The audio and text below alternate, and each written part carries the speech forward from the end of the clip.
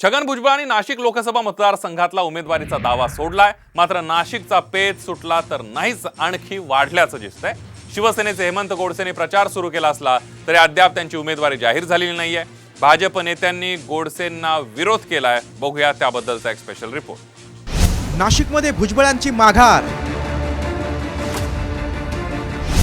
मात्र भाजपच्या दाव्यानं पेच वाढला। नाशिकची उमेदवारी कुणाला?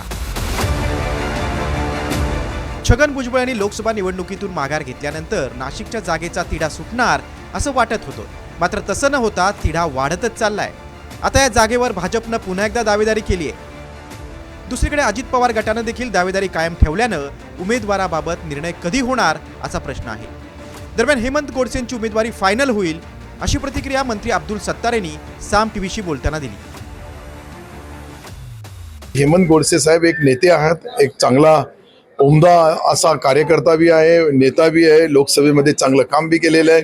म्हणून आता त्याच्या तीन पक्ष एकत्रित आल्यानंतर थोडीफार अशी अडचण निर्माण होते। मला असं वाटतं एक आनंदाची बातमी येईल, हेमंत गोडसे साहेबच आमचे उमेदवार राहतील। दरम्यान गोडसे यांच्या संदर्भात भाजप अनुकूल नसल्याचं सांगण्यात येतं। नाशिकमध्ये भाजपचे 3 आमदार आहेत। मनपामध्येही भाजपची सत्ता होती, त्यामुळे भाजपला जागा देण्याची मागणी सातत्यानं होते। विद्यमान आमदारही निवडणूक लढण्यासाठी तयार झाल्याचं वृत्त आहे। त्यामुळे नाशिक ठाण्यापैकी एक जागा भाजपला द्या असा आग्रह धरला जातोय।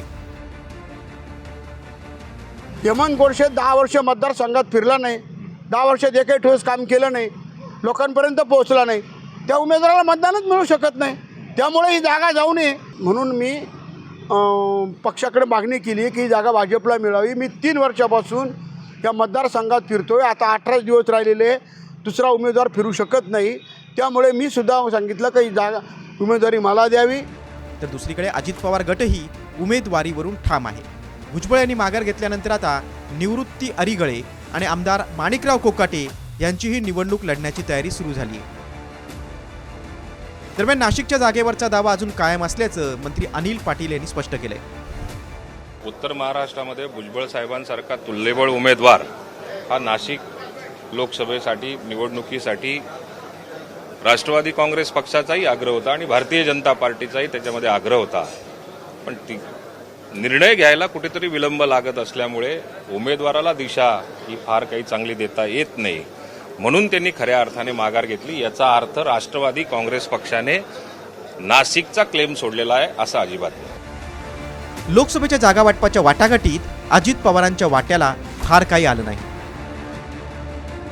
शरद पवार आपल्या पक्षासाठी 10 जागा मिळवण्यात यशस्वी ठरले, तर महायुतीच्या जागा वाटपात अजित पवारांना आपल्या पक्षासाठी केवळ 5 जागा मिळवता आल्या।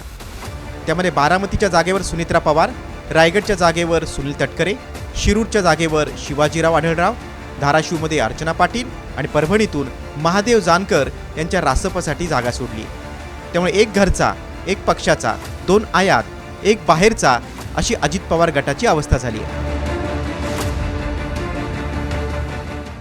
नाशिकमध्ये 5व्या टप्प्यात 20 मे रोजी मतदान होणार आहे, त्यामुळे प्रचारासाठी महिना देखील राहिला नाही। भुजबळांनी दावा सोडून 3 दिवस होत आलेत, मात्र तरीही नाशिकचा उमेदवार जाहीर झालेला नाही। त्यामुळे महायुतीतील कार्यकर्ते संभ्रमात आहेत। शिवसेनेचा बालेकिल्ला हातातून जाणार की शिंदे सेना शेवटच्या क्षणी बाजी मारणार याकडे सर्वांचं लक्ष आहे। ब्युरो रिपोर्ट, साम टीव्ही न्यूज।